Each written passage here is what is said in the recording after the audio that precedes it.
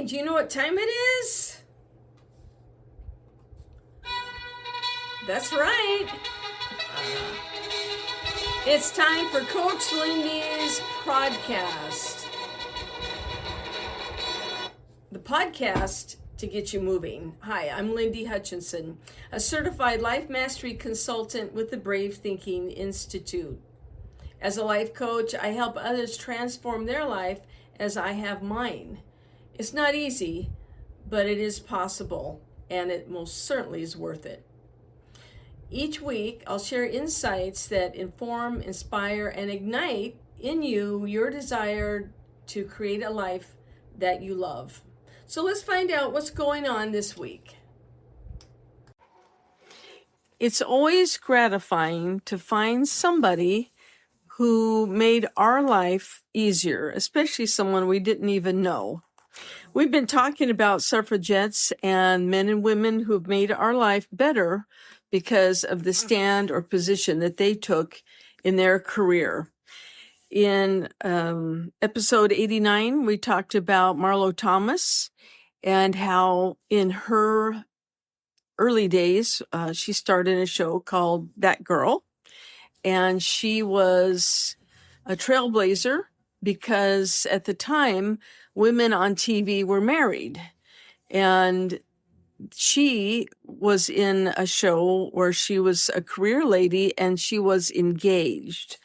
And that was back in the 60s, and that was pretty shocking.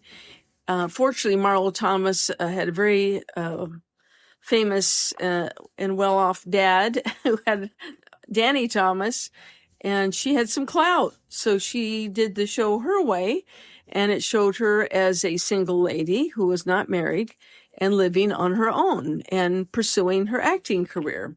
And then we talked about, in episode 88, we talked about Mary Tyler Moore, who also was a trailblazer because she was actually kind of a middle-aged lady, a more mature lady who apparently had no big plans to get married, and she had a very active social life, and meaning she probably wasn't a virgin, and yet there was no big rush to get married, and that was shocking. But same thing at the time, Mary Tyler Moore was married to Grant Tinker, who was one of the big wigs of the network. So these ladies use their clout and their ingenuity to create a better life for you and I, because all of the actresses, the sitcoms, all the different, even broadcasters, women on TV, had the ability to expand their horizons, so to speak, because they weren't always married and they didn't have to be in the stereotype. Well, there is another lady that we're talking about today, and she is a trailblazer, and she was a trailblazer most notably for stand-up comedians, and her name was Phyllis Diller. And Phyllis Diller was someone that I loved watching as a kid. She passed away in 2012 at the ripe and very wonderful age of 95. So a little bit about Phyllis, and I'm using Wikipedia as well as some other notes, but I want to thank Wikipedia. Phyllis Diller, she was born in 1917 in Ohio, and then she passed in LA at 95 in 2012. She became the mother of 6 children. One passed in infancy. But she was actually an only child in her family, and she became, I didn't know this, she was trained as a concert pianist. And that changed when she met and married her first husband, and that's when she had her 6 children. So it said that she kind of put on the back burner any thought of a career. Well, she ended up working in 1952 for a radio station in Oakland, California. And she started doing these little 15-minute episodes that she called Phyllis Diller, the homely friend maker. And so she had really ridiculous advice funny, very funny advice on this radio program. And her husband is the one who was encouraging her to get out and start pursuing a comedian, being a comedian.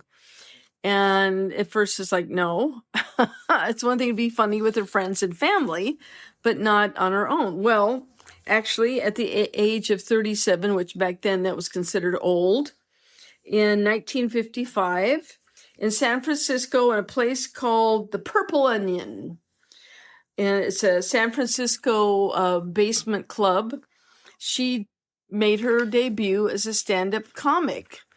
And originally they were going to give her 2 weeks to see how she did. And it stretched out to 89 consecutive weeks. So apparently it went really, really well. She had never seen another woman in the comedy circuit, so she didn't know how to model herself.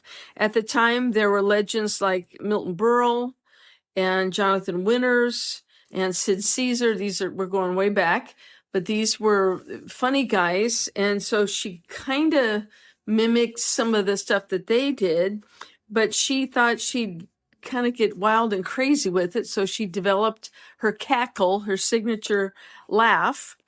And she started with the cigarette with the long holder, the long cigarette holder, and she wore really outrageous wigs.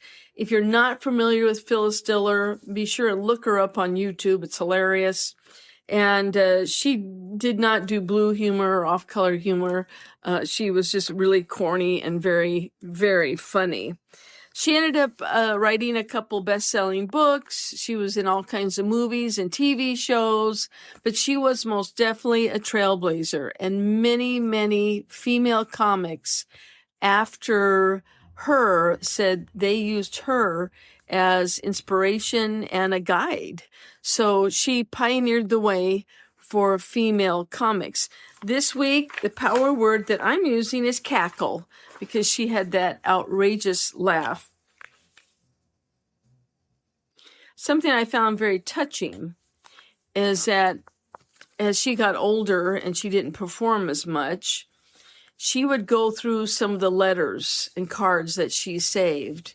And apparently she was amazed at the volume of correspondence she received of women who attributed her to saving their life. It's because a lot of women were going through the very serious side of domestic problems and survival. And they would watch Phyllis Diller, who was always making jokes about being married and taking care of the kids, and her husband Fang, which was way too funny. In fact, they said that she talked about Fang so readily and comfortably, a lot of people thought her husband, she was married to a guy named Fang.